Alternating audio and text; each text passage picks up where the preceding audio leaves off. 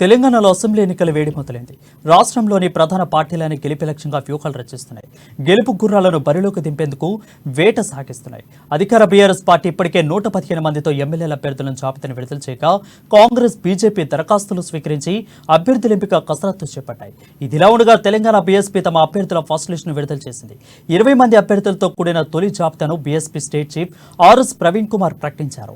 BSP ప్రకటించిన తొలి జాబితాతోనే RS Praveen Kumar పేరు ఉండగా వచ్చే ఎన్నికల్లో సిర్పూర్ నుండి బరిలో దిగనున్నారు. ఇక ఈ సందర్భంగా బీజేపీ, బీఆర్ఎస్ పార్టీలపై విమర్శలు చేశారు.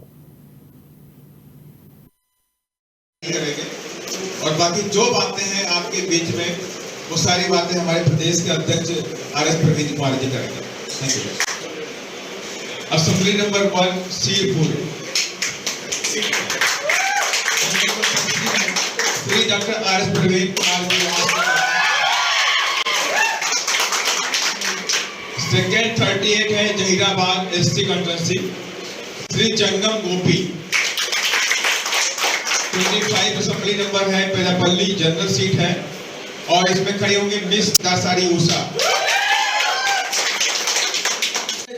ఎత్తిపోతల పథకం గురించి మాట్లాడలేదు. అదే విధంగా 2014లో వారు మరి రాష్ట్రం విభజింపబడ్డప్పుడు బయ్యారం బుక్కు పరిశ్రమ గురించి మాట్లాడలేదు.